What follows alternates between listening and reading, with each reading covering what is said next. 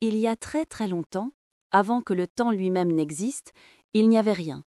Pas de lumière, pas d'obscurité, pas de haut ni de bas.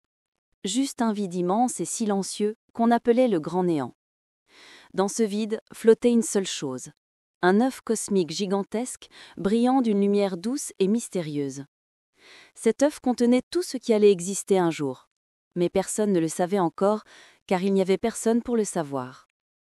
À l'intérieur de cet œuf dormait un être extraordinaire nommé Pangu. Ce n'était pas un humain, ni un animal, ni même un dieu comme ceux des légendes. C'était quelque chose de différent, quelque chose de primordial.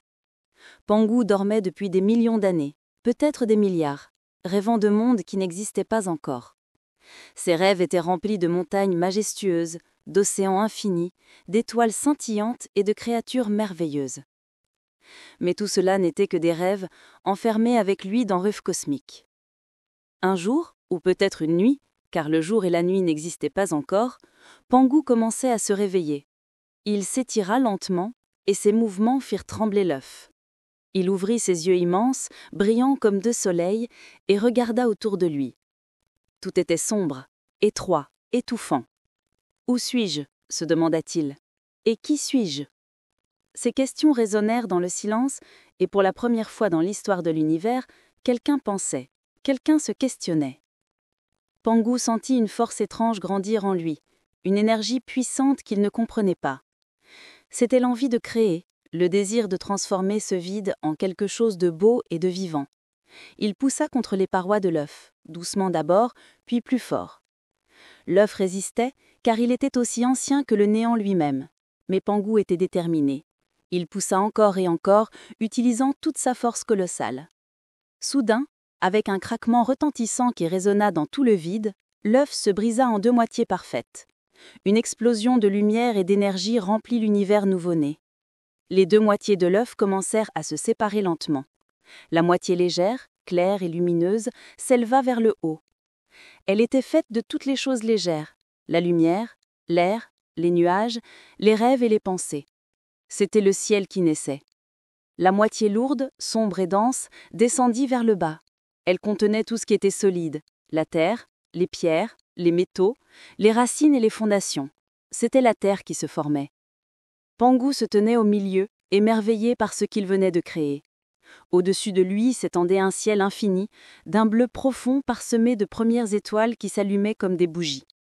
En dessous, la terre s'étalait brune et fertile, prête à accueillir la vie. Mais quelque chose inquiétait Pangu, et il voyait que le ciel et la terre avaient tendance à vouloir se rejoindre, attirés l'un vers l'autre, comme deux aimants. S'ils se touchaient à nouveau, tout redeviendrait le chaos originel, et l'œuf se refermerait. « Je ne peux pas laisser cela arriver », déclara Pangu, avec une voix qui grondait comme le tonnerre. Il devait trouver un moyen de maintenir le ciel et la terre séparés. Alors, il prit une décision extraordinaire et courageuse. Il décida de devenir lui-même le pilier qui les maintiendrait éloignés. Il plaça ses pieds fermement sur la terre, écartant ses jambes robustes. Puis, il leva ses bras puissants et souleva le ciel sur ses épaules. C'était un poids inimaginable, mais Pangu était fort, plus fort que tout ce qui existait. Chaque jour, Pangu grandissait. Ses pieds s'enfonçaient plus profondément dans la terre, la stabilisant et la rendant solide. Ses bras poussaient le ciel toujours plus haut, créant de l'espace pour que les choses nouvelles puissent exister. Il grandissait de 10 mètres chaque jour, et avec lui, la distance entre le ciel et la terre augmentait. Ce travail était épuisant, mais Pangu ne se plaignait jamais. Il souriait en voyant son œuvre s'améliorer jour après jour. Pendant 18 000 ans, Pangu resta ainsi, tenant le monde sur ses épaules. Pendant ces millénaires, il observait tout ce qui se passait autour de lui. Il voyait les premières rivières se former de sa sueur. Quand il pleurait, de fatigue ou d'émotion, ses larmes devenaient les océans.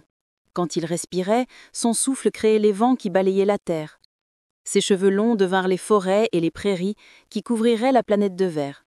Même son rire occasionnel se transformait en éclairs qui illuminaient le ciel. Au fil du temps, Pangu commençait à sentir que sa mission touchait à sa fin. Le ciel était désormais si haut qu'il ne pourrait plus jamais retomber.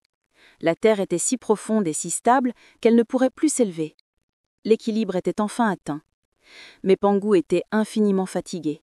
18 000 ans à porter le monde avaient épuisé même sa force légendaire. Un matin, alors que le premier soleil se levait dans le ciel qu'il avait créé, Pangu soupira profondément. « Mon travail est terminé », murmura-t-il avec satisfaction. « Le ciel et la terre sont séparés pour toujours. Maintenant, je peux me reposer. » Et avec ces mots, le géant ferma ses yeux pour la dernière fois. Son corps immense commença à se transformer, car même dans la mort, Pangu continuait à créer. C'était comme si chaque partie de lui avait été destinée dès le départ à devenir quelque chose de merveilleux. Son œil gauche, celui qui avait observé tant de beauté, s'envola vers le ciel et devint le soleil, apportant chaleur et lumière au monde. Son œil droit devint la lune, douce et ceintée, pour éclairer les nuits. Sa puissante voix se dispersa et créa le tonnerre qui roule dans les nuages. Son sang coula dans des canaux qu'il avait tracés et forma toutes les rivières du monde, qui serpentaient et chantaient en descendant vers les océans. Ses muscles et sa chair se transformèrent en terre fertile, où pousseraient un jour les cultures. Ses baux devinrent les montagnes majestueuses qui touchent les nuages, fortes et éternelles comme ils l'avaient été.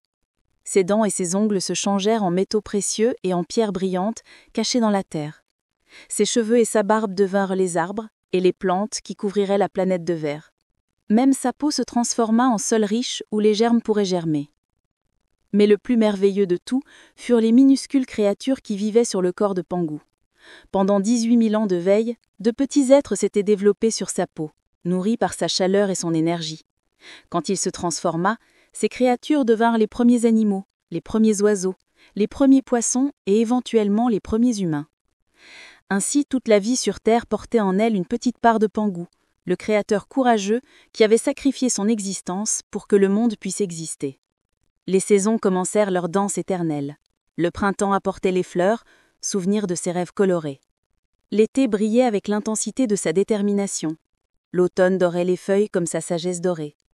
L'hiver couvrait la terre de neige, paisible comme son repos final.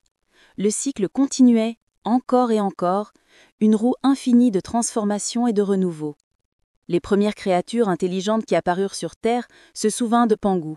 Elles racontaient son histoire autour des feux, la nuit, regardant les étoiles qu'il avait semées dans le ciel. Elles gravaient son image dans la pierre, peignaient leur légende sur les murs des grottes. Les parents la racontaient à leurs enfants, qui la racontaient à leurs propres enfants, à travers les âges. L'histoire du géant qui avait séparé le ciel et la terre, qui avait sacrifié son bord pour créer le monde. Et si vous écoutez attentivement, disent les anciens, vous pouvez encore sentir la présence de Pangu autour de vous. Dans le vent qui souffle, c'est son souffle. Dans le tonnerre qui gronde, c'est sa voix. Dans les montagnes qui se dressent fièrement, ce sont ses eaux. Dans les rivières qui chantent, c'est son sang qui coule. Dans le soleil qui vous réchauffe, c'est son regard bienveillant. Et dans votre propre cœur qui bat, il y a une toute petite étincelle de son courage et de sa générosité. Ainsi fut créé le monde, non pas par magie instantanée, mais par le sacrifice patient et l'amour d'un être extraordinaire qui comprit que parfois créer quelque chose de magnifique demandait de donner tout ce que l'on est.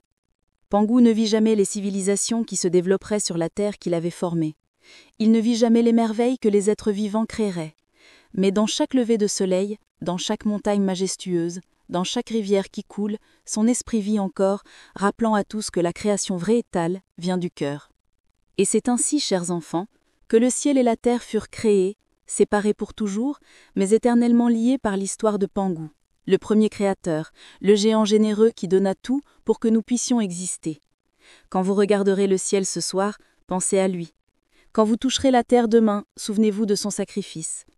Car nous sommes tous, d'une certaine façon, les enfants de Pangu, portant en nous une petite étincelle de sa grandeur et de son désir infini de créer quelque chose de beau dans le vide.